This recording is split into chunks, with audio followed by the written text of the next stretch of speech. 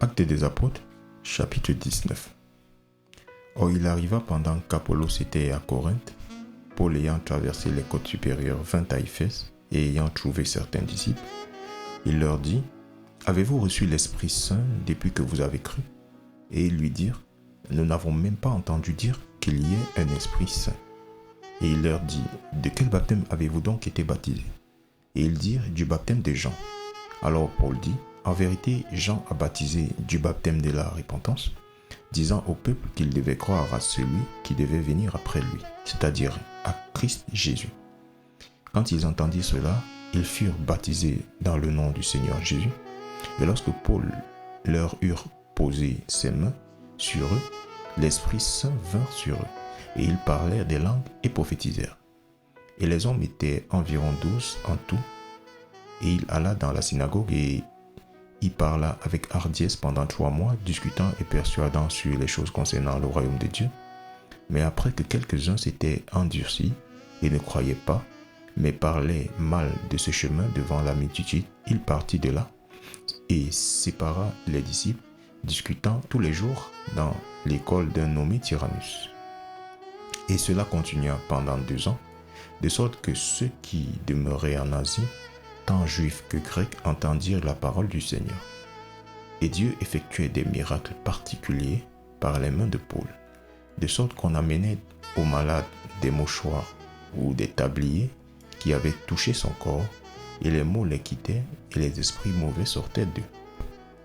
Alors certains des Juifs vagabonds, exorcistes, entreprirent d'invoquer le nom de Jésus sur ceux qui avaient des esprits mauvais, disant « Nous vous adjurons par Jésus que Paul prêche. » Et il y avait 7 fils de Schéva, un juif et un des principaux prêtres, qui faisaient ainsi.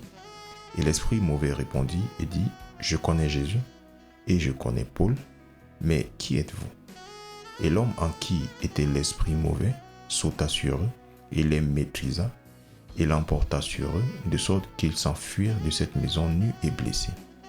Et cela fut connu de tous les Juifs et Grecs, demeurant aussi à Éphèse, et la peur tomba sur eux tous, et le nom du Seigneur Jésus était magnifié.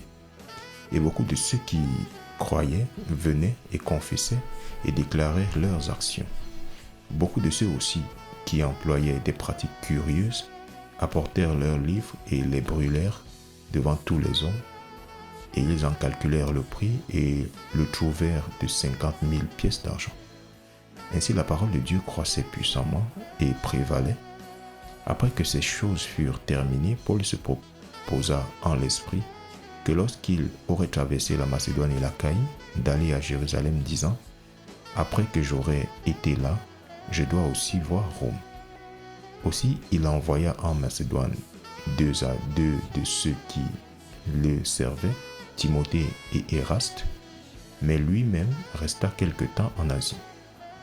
Et au même moment, il s'éleva une agitation pas petite à propos du chemin, car un certain homme nommé Démétrius, un orfèvre, lequel faisait des écrins en argent de Diane, apportait un assez grand gain aux artisans, qu'il assembla ainsi que les ouvriers de la même occupation et dit « Messieurs, vous savez que par ce métier, nous avons notre fortune.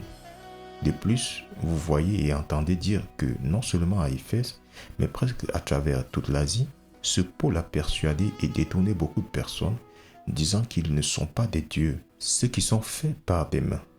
De sorte que non seulement notre métier est en danger d'être réduit à rien, mais aussi que le temple de la grande déesse Diane ne soit méprisé, et sa magnificence ne soit détruite, que toute l'Asie et le monde adorent. » Et quand ils entendirent ces dires, ils furent remplis de courroux et s'écrièrent disant « Grande est la Diane des Éphésiens. » Et la ville entière fut remplie de confusion, et ayant attrapé Gaius et Aristarque, hommes de Macédoine, compagnons de voyage de Paul, ils se précipitèrent d'un commun accord dans le théâtre, et quand Paul voulut s'introduire vers le peuple, les disciples ne lui permirent pas, et certains des principaux d'Asie, qui étaient ses amis, envoyèrent vers lui, désirant de lui qu'il ne s'aventure pas dans le théâtre. Quelques-uns donc criaient une chose et d'autres une autre, car l'assemblée était confuse et la plupart ne savaient pas pourquoi ils étaient assemblés. Et ils tirèrent de la multitude Alexandre, les Juifs le mettant en avant, et Alexandre fit signe de la main et voulut présenter au peuple sa défense.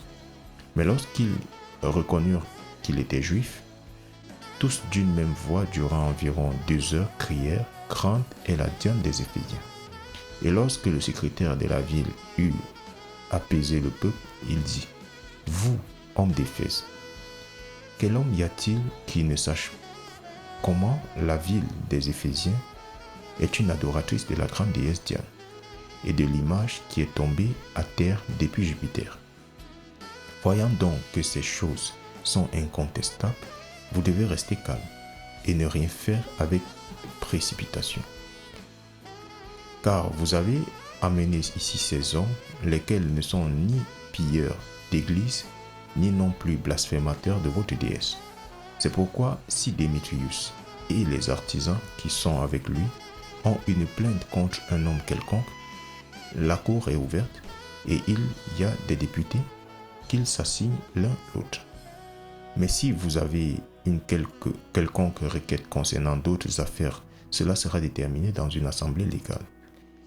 Car nous sommes en danger d'être accusés pour l'émeute d'aujourd'hui, n'ayant aucun motif pour lequel nous puissions rendre compte de ce rassemblement.